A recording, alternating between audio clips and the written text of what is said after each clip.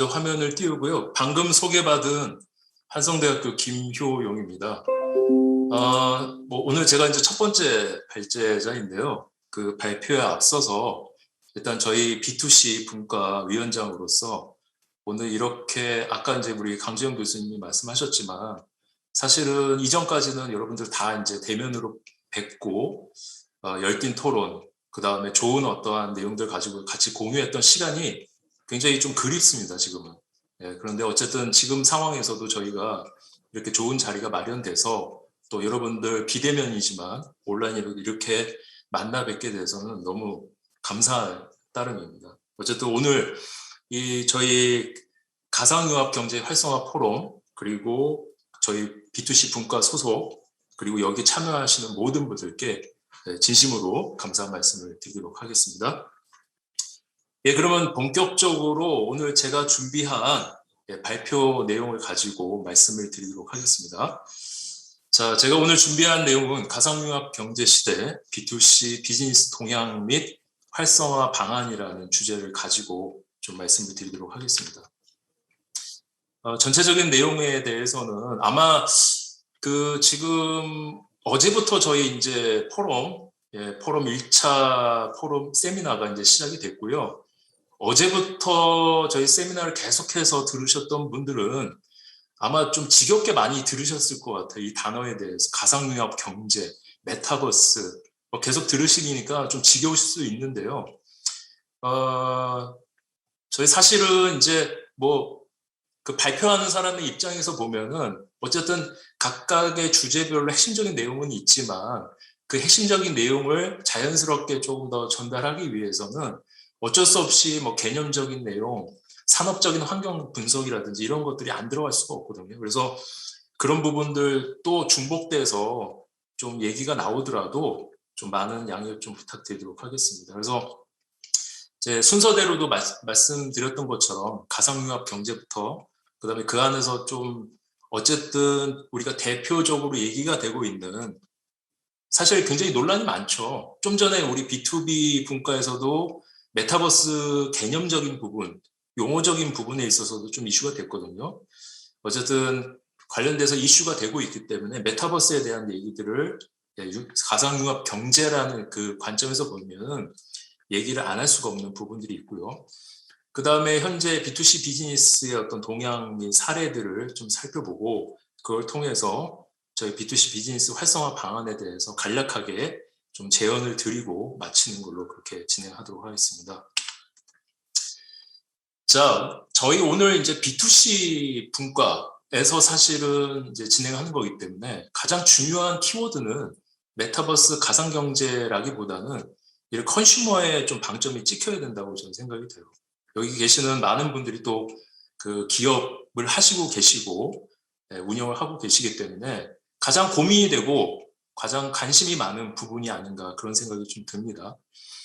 자, 이 장표는요, 사실은 제가 발제집에는 넣지 않았지만 좀 앞서서 조금 우리가 같이 검토하고 결과적으로 이거에 대한 얘기들을 좀 개별적으로 해 나가는 얘기들이 오늘 제가 전반적으로 하는 얘기일 거고요. 최종적으로 활성화 방안이라는 것이 결과적으로 이걸 기반으로 해서 말씀을 드릴 수밖에 없을 거라고 저는 생각이 됩니다. 자, 일반적인 우리가 소비자가 제품이나 서비스를 구매하는 과정이라고 보시면 되죠.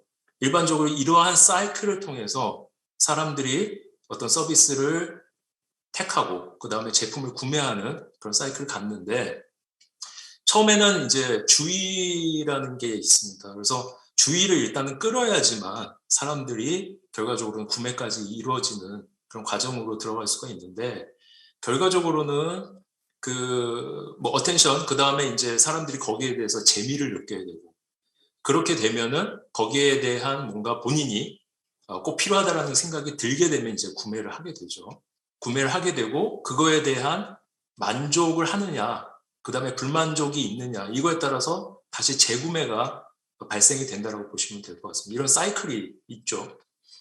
자, 우리가 이제 메타버스라는 것도 결과적으로는 그 안에 이제 구성되어 있는 것들이 컨텐츠이자 그 다음에 서비스이기 때문에 이런 사이클을 통해서 우리가 한번 체크해 볼 필요성이 있다고 봅니다.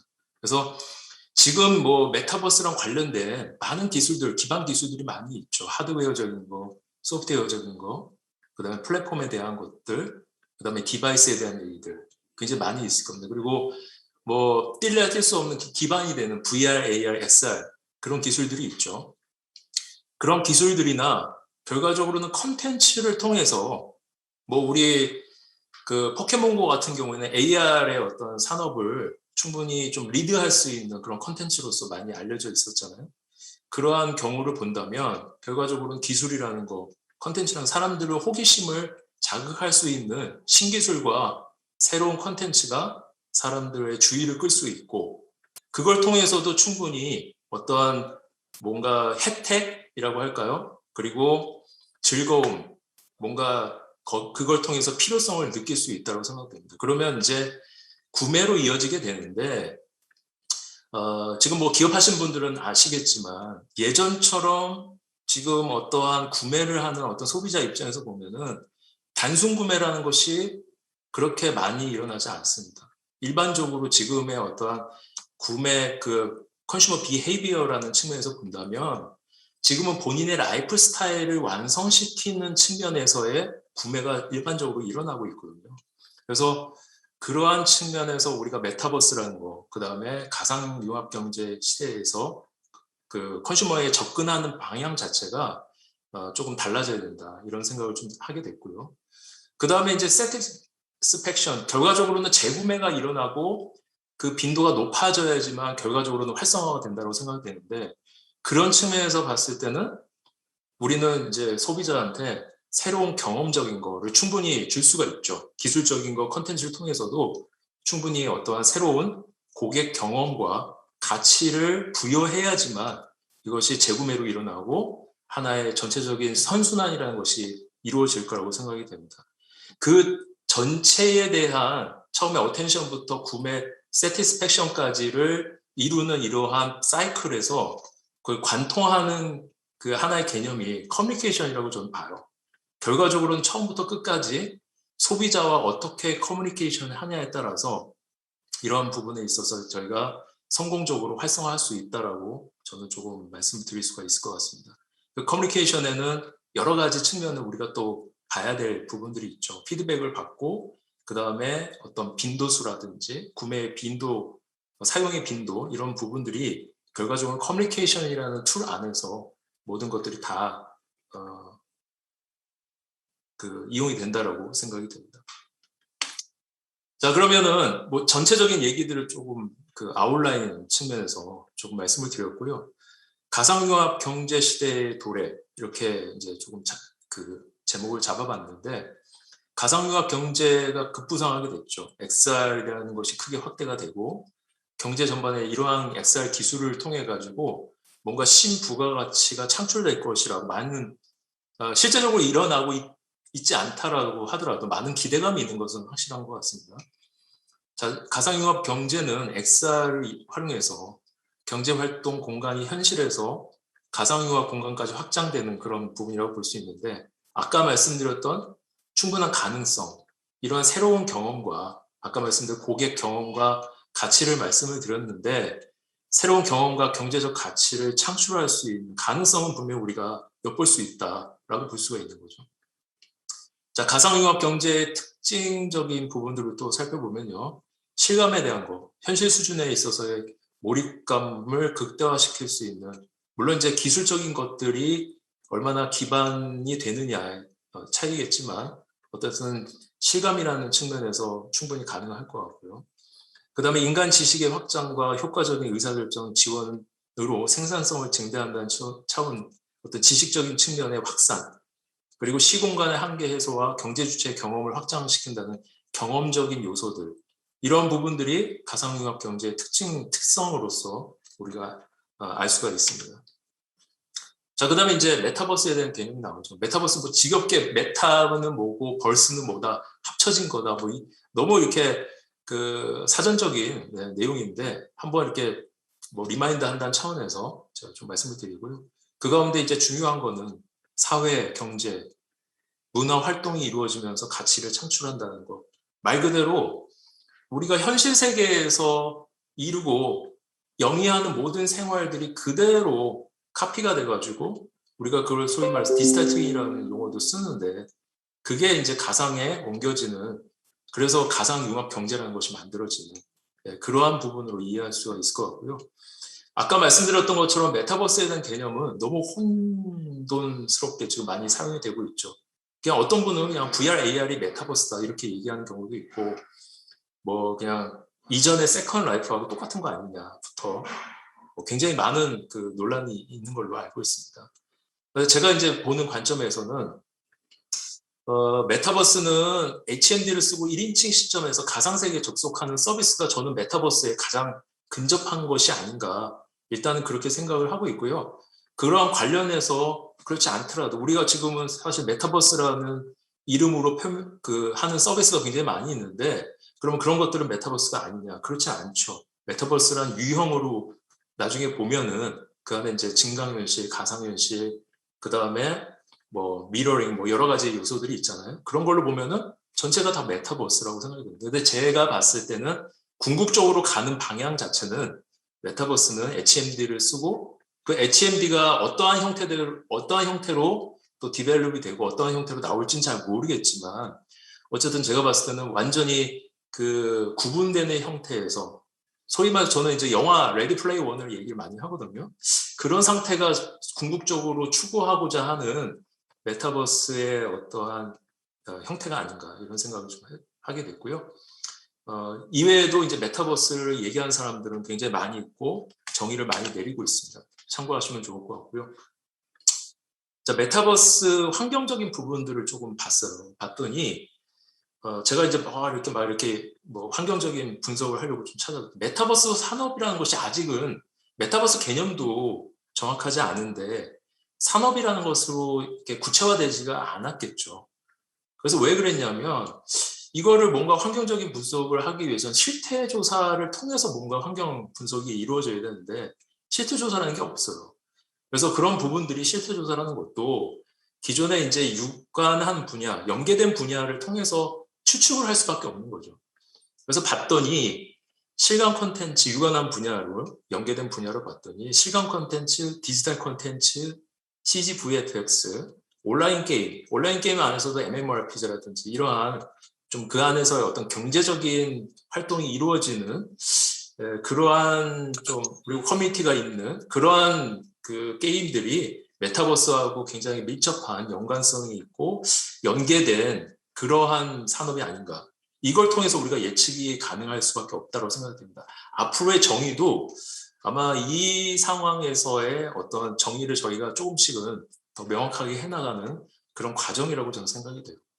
자, 그거를 이루고 있는 말씀드렸던 것처럼 우리의 일상생활이 그대로 카피된다는 개념으로 봤을 때는 경제라는 거, 정치적인 거, 사회, 기술, 문화 이런 여러 가지 그걸 싸고 있는 환경적인 요소들이 굉장히 돋보이는 게 바로 그 가상경제고 그 다음에 그 안에서의 우리가 또 사례로서 얘기할 수 있는 게 메타버스라고 얘기할 수가 있을 것 같습니다. 환경에 대한 부분들 좀 살펴봤고요.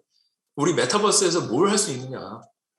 왜 메타버스를 하냐? 아까 사실은 제가 카드로 던지고 싶었던 거는 왜 하고 그 다음에 이거는 이제 전적으로 커스터머 입장에서 말씀을 드리는 거예요. 내가 왜 메타버스를 해야 되고 그 다음에 어떻게 그러면은 그런 메타버스를 환경적으로 조성하고 사람들을 그쪽으로 메타버스 환경에 같이 영위하면서 그 안에서 경제적인 활동을 할 수가 있느냐. How to에 대한 얘기는 분명히 우리 기업이나 이걸 연구하시는 사람, 연구하는 분들의 몫이라고 저는 생각이 됩니다. 무엇을 할 수 있느냐. 뭐 이런 여러 가지 의견들이 있어요. 그걸 제가 좀 종합해 본 거고요. 창작자들이 연결된 상태로 활동하면서 몰입형 경험을 나눌 수 있다. 또 어떤 분은 현실과 같은 사회, 경제, 문화 활동 등이 가능하다. 그 다음에 현실 세계로부터 접속한 다중 사용자 중심의 무한 세계라고 할 수 있다. 여러 의견들이 있죠. 그 다음에 이제 가상세계 인간도 경제 생활을 한 것처럼 현실의 어떤 가상 경제 생활을 가상에서도 할 수 있다. 이게 더 정확한 표현이 되겠죠. 그 다음에 독자적인 세계관을 가지고 창작 활동이 가능하다. 메타버스에서 뭘 할 수 있냐 이런 여러 가지 의견들이 있는 것 같아요. 그래서 종합해 봤을 때 결과적으로 메타버스의 특성적인 부분들을 우리가 좀 여기 안에서 또 끄집어낼 수 있다고 생각이 됩니다. 세계관에 대한 부분들이 있다라는 거고요. 그 안에 창작자라는 것이 단순히 이제 그 컨슈머 입장에서 보면 소비한다는 입장뿐만 아니라 메타버스 안에서는 이 생산자의 어떤 역할도 할 수 있다는 거. 그 다음에 디지털 통화라는 것이 가능하다는 거. 그 다음에 딱 그 현실 세계와 가상 세계라는 것이 딱 완전히 그 단절되는 것이 아니라 일상의 연장이라는 측면. 그 다음에 연결성이라는 거는 뭐 SNS라든지 다른 사람과의 어떤 커뮤니케이션적인 측면에서 연결성, 네트워크 그런 부분들을 의미하는 거겠죠. 메타버스 유형은 아까 말씀드렸던 것처럼 뭐 저는 이제 궁극적으로는 가상 세계가 가야 될 어떤 방향성이라고 말씀을 드렸지만 현존하는 이런 증강현실이라는 거, 그 다음에 라이프로깅이라는 거, 거울 세계, 미러링해서 디지털 트윈이라고 얘기하죠. 이런 거 전부 다가 이제 메타버스 유형 안에 포함이 된다라고 지금은 정의하고 있습니다. 앞으로 이러한 유형 자체도 좀 더 아마 명확하게 될 수도 있을 것 같고요. 더 늘어날 수도 있고, 더 여기서 이제 뭐 이런 것들은 유형은 좀 메타버스에 어울리지 않다 해서 축소될 수도 있겠죠. 그러면 논의들은 계속해서 계속 돼야 되지 않을까 이런 생각을 좀 해봅니다. 자, 그 다음에 이제 아까 이제 뭐 우리가 무엇을 할 수 있냐에 대한 얘기들을 계속 하는 거예요. 가상 공간에서 자기만의 표현 방식을 갖게 되는 가상 경제로 확대가 가능하다. NFT 얘기들 많이 하잖아요. 메타버스가 그런 NFT를 활용해서 경제에 대한 부분에 있어서도 우리가 충분히 활용 가능하다. 그 다음에 이제 일련의 글로벌 IT 기업들이 어떠한 여러 가지 정책적인 그리고 기업적인 측면에서의 결정들을 내리는데 그런 것들을 보면은 예를 들어서 예전에 이제 우리가 가상현실, 증강현실 이런 것들이 정말 활성화될 거냐 말 거냐 막 이렇게 막 고민하고 있던 찰나에 페이스북이 오큘러스를 인수하면서 그런 어떤 그 논란을 갖다 잠재웠던 가상세계, 가상현실, 증강현실은 앞으로 발전할 거야. 이런 걸 명확하게 보여주는 그런 어떤 사건들이 있었죠.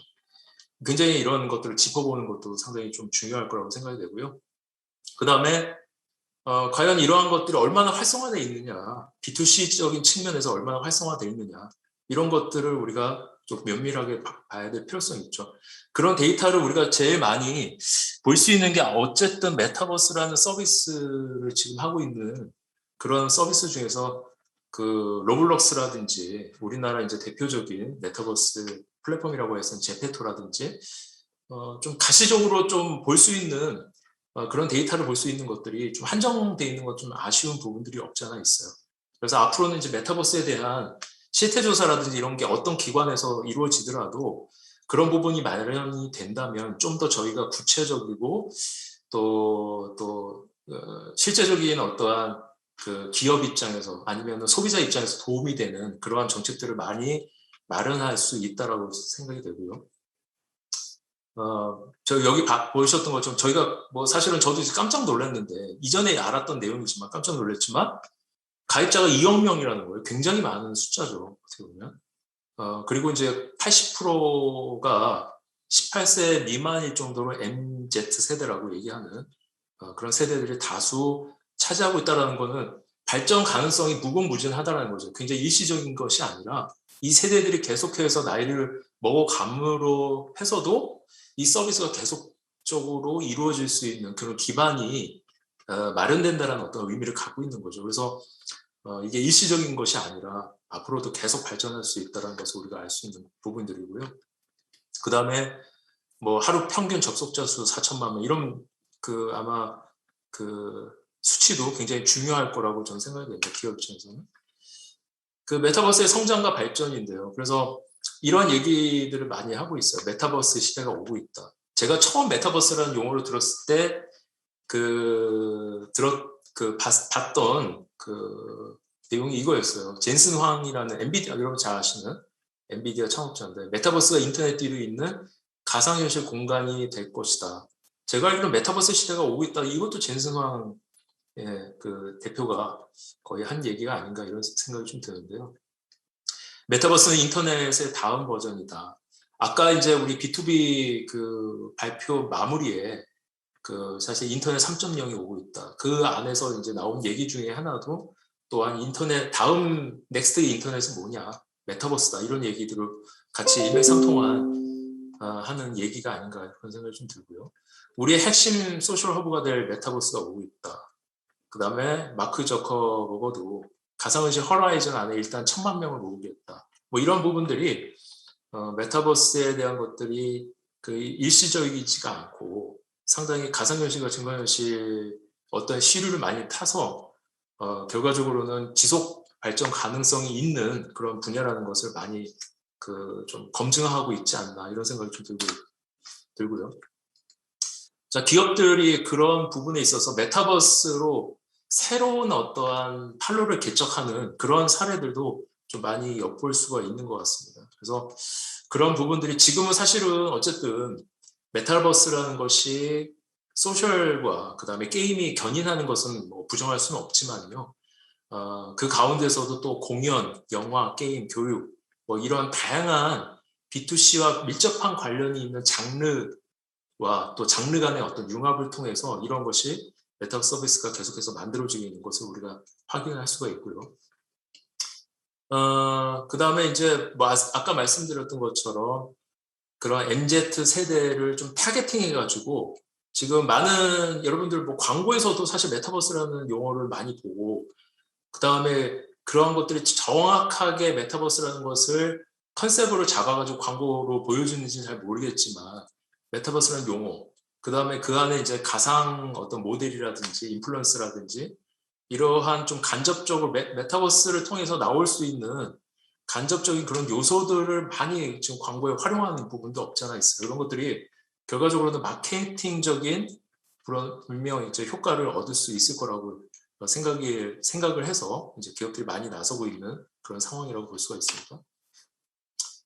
자, 코로나 영향으로 이제 그 우리가 그 가상현실, 증강현실이 훨씬 더 뭔가 활성화된다는 것을 많이 느끼고 있고요.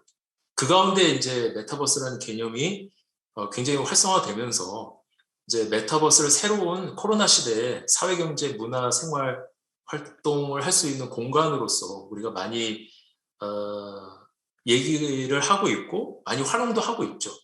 그래서 저희 대학도 전체적인 메타버스 환경을 다 구축하지 못했지만 일단 도서관부터 시작을 했어요. 그래서 도서관이 메타버스 환경으로 좀 만들어져서 학생들한테 서비스가 되고 있는 상황이고요.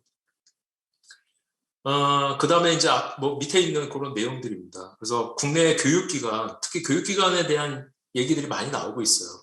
아무래도 비대면이다 보니까 학생들이 학교에서 느낄 수 있는 그런 만족감, 그 다음에 교육적인 만족감, 이런 것들이 많이 떨어지다 보니까 대학들이나 그 다음에 교육기관에서 발빠르게 이 메타버스라는 환경이 줄 수 있는 그런 비대면을 통해서 좀 상쇄할 수 있는 그런 부분들이 있습니다. 그래서 그런 부분들을 좀 커버하기 위해서도 메타버스라는 그런 서비스를 많이 활용하고 있는 부분들이 있고요. 그 다음에 이제 로블록스를 아까 말씀드렸지만 좀 우리가 사례로서 충분히 얘기할 수 있는 게 바로 로블록스라고 생각이 되고 그 안에 이제 뭐 수익성이라든지 통화 이런 부분들이 가상경제, 융합경제 시대에 딱 적합한 그러한 어떤 사례가 되지 않나 이런 생각을 해봤습니다. 자, 그러면 이제 좀 더 이제 더 중점적으로 B2C 비즈니스 동향 및 사례에 대한 부분들 말씀을 드리면요. 예전에 아마 2002년도 저도 그때 월드컵하고 제일 제 기억이 남는 게 2002년도 세 가지가 기억이 나는데 첫 번째는 제가 이제 대학에 그 교수로 임용됐던 시기가 2002년이고요. 그 다음에 월드컵. 그 다음에 제가 기억이 나는 게 세컨라이프예요. 세컨라이프. 너무 신기했죠. 너무 신기했고 그런데 이게 뭐 소리 소문도 없이 없어졌다가 최근에 이제 다시 메타버스라는 얘기가 막 활성화되면서 다시 뭐 예전에 뭐 저기 응답하라 뭐 이런 것처럼 응답하라 세컨라이프처럼 세컨라이프가 다시금 이제 그 이슈화되는 그런 부분들이 있는 것 같아요. 그래서 세컨라이프하고 지금의 메타버스의 어떤 상황하고 비교들을 많이 하죠. 분명히 메타버스적인 요소들을 세컨라이프가 그때 당시에도 많이 가지고 있었음에도 불구하고 왜 활성화되지 못했냐. 여러 가지 아마 분명한 이유가 있었을 텐데요. 뭐 사람들의 인식이라든지 그다음에 기술적인 어떤 기반이 안 돼 있는 상태에서 이런 너무 앞서가는 서비스가 나오지 않았냐 이런 얘기들도 많이 있는 거죠. 그래서 세컨 라이프에서부터 우리가 로블록스에 대한 전체적인 내용들을 조금 조망하는 것도 향후에 정말 우리가 B2C적인 어쨌든 세컨 라이프나 다 로블록스나 B2C 비즈니스이기 때문에 과연 그때는 어땠고 그런 상황은 어땠고 왜 그런 것들이 활성화되지 못했고 이러한 어떤 부분들을 우리가 좀 스터디할 필요성은 분명히 있다 이런 생각이 좀 듭니다. 그래서 로블록스에 대한 얘기로 넘어가면은 로블록스는 이제 그 스스로 게임 플레이어와 개발자가 될 수 있는 그런 환경을 제공해주고 있죠. 그래서 타인이 제작한 게임에 참여해서 즐기거나 본인이 게임을 제작하기도 한다. 이런 부분들이 상당히 이게 이제 B2C 비즈니스의 어떤 성공적인 어떠한 요소일 수 있다라고 많이들 얘기하고 있는 부분이에요. 네. 그걸 이제 사실은 그 로블록스가 검증을 한 케이스가 되는 거거든요. 그래서 로블록스를 게임 쪽 분야에 내지는 메타버스의 허브라고도 얘기하지만 또 게임적인 성격의 플랫폼으로 그 얘기가 많이 되고 있기 때문에 게임 쪽에서의 게임 체인저가 될 수 있지 않냐 이런 얘기들도 나오고 있는 것 같습니다. 자, 그거에 관련된 아까 뭐 좀 설명을 드렸기 때문에 로블록스에 대한 얘기들은 조금 넘어가기로 하고요. 이런 기록들을 보면 굉장한 것 같아요.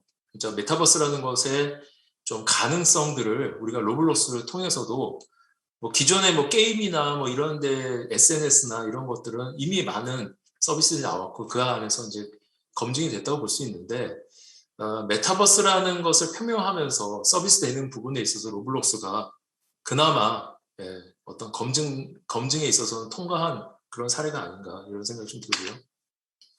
국내에서는 뭐 제페토가 있죠. 제페토도 굉장히 성공한 케이스라고 볼 수가 있는 거고 그 SNS적인 측면을 굉장히 강조해서 어떤 이용자 간의 어떤 소통적인 측면을 원활하게 했다라는 측면이 굉장히 주요했다라고 볼 수도 있고요.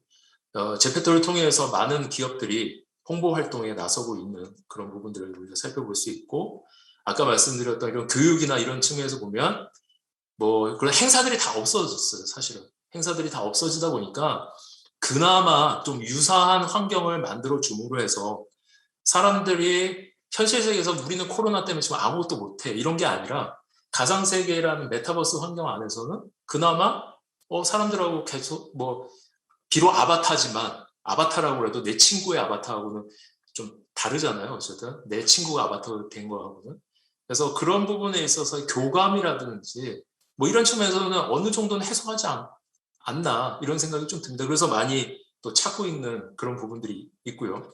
비대면 운동회, 그다음에 치매 예방 뭐 이런 부분에 있어서도 메타버스 굉장히 활용성이 큰 거라고 생각이 됩니다. 그래서 우리나라 이제 3사 이통사들이 전부 다 이제 각자의 컨셉을 가지고 이런 B2C 시장에 뛰어드는 걸 또 확인을 할 수가 있고요. 아까 말씀드렸던 것처럼 좀 마케팅적인 측면에서 이렇게 메타버스 환경을 그대로 구현하는 것도 있지만 그 안에 이제 요소들을 뽑아서 이제 가상 모델이라든지 아바타라든지 인플루언서들을 개발해서 좀 활용하는 케이스도 굉장히 좀 다각화되고 있다는 것을 우리가 확인할 수 있는 것 같습니다.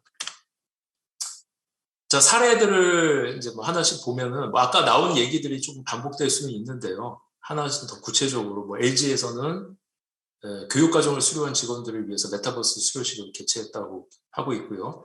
이건 뭐 우리나라뿐만 아니라 지금 외국에서도 굉장히 활성화되고 있는 그런 방식이라고 보시면 되죠.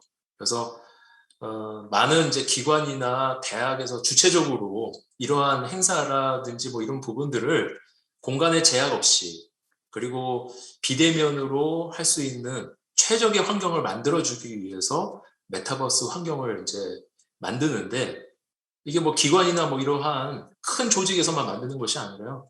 뭐 작은 스몰한 그런 조직에서나 그룹에서도 이런 것들을 많이 활용할 수 있는 것들을 주변 어디에서든 지금 그 확인이 가능한 거라고 생각해요.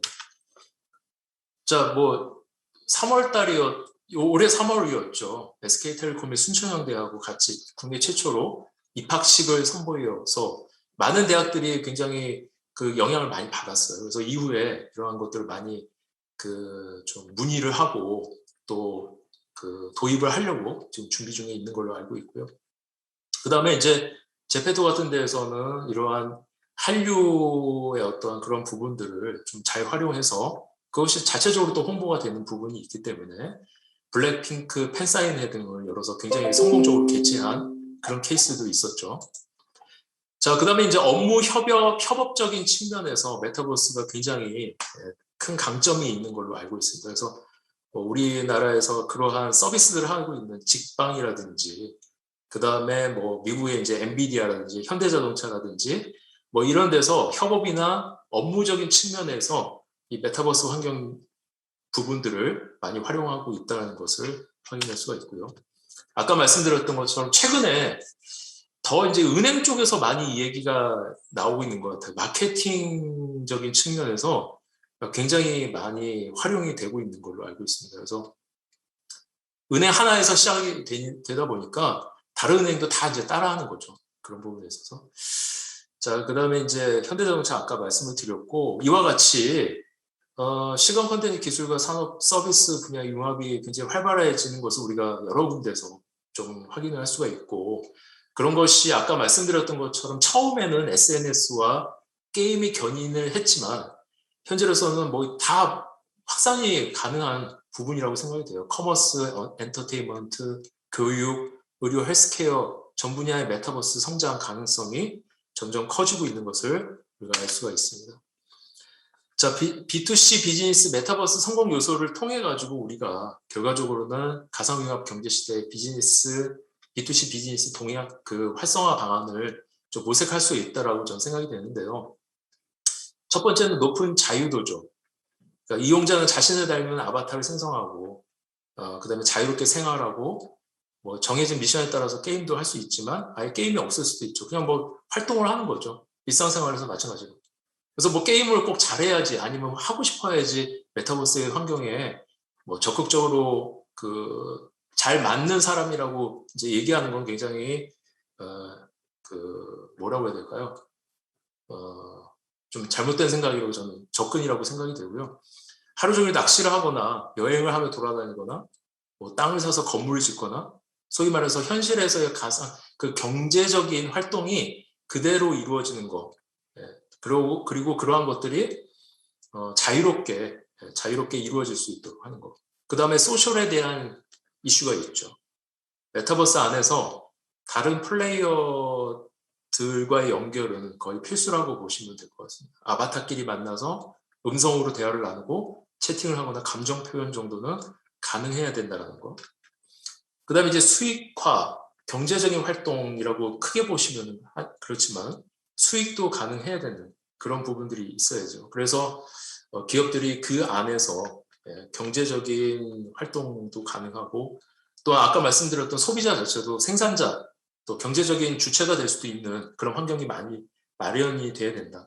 아까 말씀드렸던 것처럼 세컨 라이프도 상당 부분 그런 요소들을 갖추고 있었거든요. 성공하지 못한 이유는 PC 기반의 한계, 이제 언제 어디서나 유비쿼터스적인 그런 환경 안에서의 그 접근이 가능해야 되고요. 지금 뭐 모바일 시대 그리고 다양한 그 매체를 통해서 그런 것들이 가능해야 된다는 거.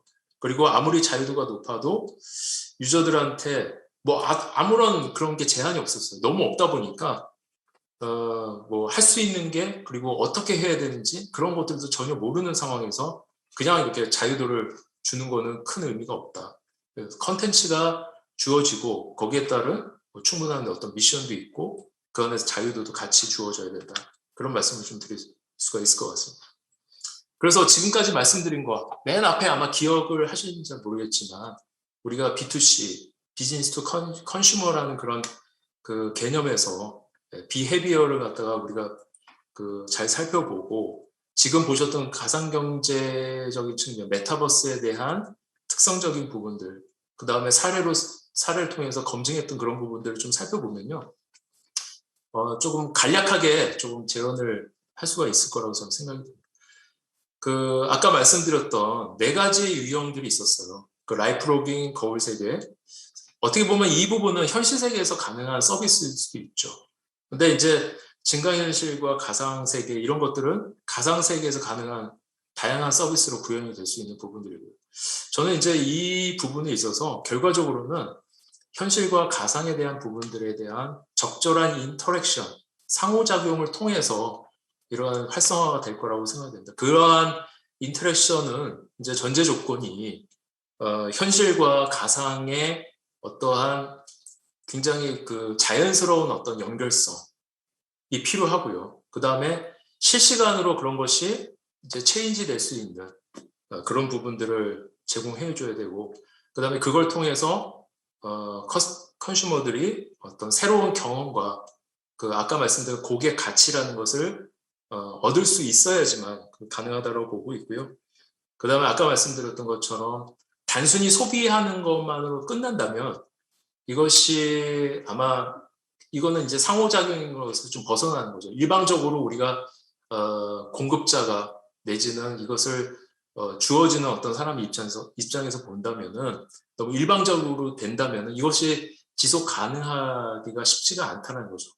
선순환이라는 그런 구조에서 본다면 소비자도 생산자의 역할을 할 수 있는 그런 구조가 돼야 된다.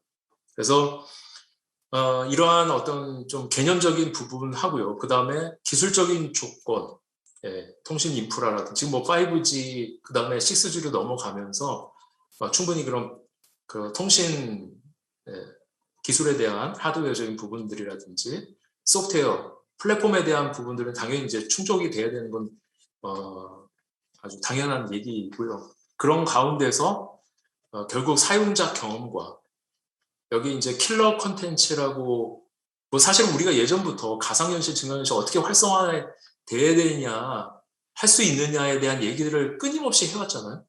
그런 부분에 있어서 계속 나왔던 얘기가 킬러 컨텐츠입니다. 킬러 컨텐츠. 근데 여전히 아까 뭐 로블록스나 제페토 같이 사실은 우리가 작은 기업 스타트업 입장에서 보면은 이미 로블록스나 제페토는 큰 기업이자 큰 서비스예요, 너무. 그래서 그런 것들이 하나의 벤치마킹 하기는 굉장히 좀 어렵죠. 이게 사실상 킬러 콘텐츠라는 것이 좀 어느 중소기업이든지 만들 수 있는 그런 여건이 돼야지만 그 많은 킬러 콘텐츠가 결과적으로는 이러한 B2C 비즈니스 활성화를 견인할 수 있지 않을까, 그렇게 생각을 좀 해봤습니다. 그래서 뭐 오늘 제가 말씀드린 내용, 그 다음에 오늘 얘기되는 그런 내용들이 뭐 모든 걸 다 이제 마무리하고 자 이제는 B2C 비즈니스 활성화는 이렇게 하면 되고 메타버스는 이런 거다라고 얘기할 수는 없겠죠. 이제 처음 시작이라고 생각이 되고요. 지금부터 많은 이 B2C 분과의 어떤 세미나를 통해서도 B2C 비즈니스에 대한 여러 가지 모델에 대한 것들을 우리가 같이 논의해보고 어떻게 보면 어떻게 활성화시킬 수 있는지에 대한 좀 더 그 많은 얘기가 오고 가는 가운데 우리가 그런 것들을 조금씩 찾아갈 수 있지 않을까 이렇게 생각을 해봤습니다. 예, 제가 준비한 것은 지금까지 준비한 것은 여기까지고요. 예, 여러분들 경청해 주셔서 감사드립니다.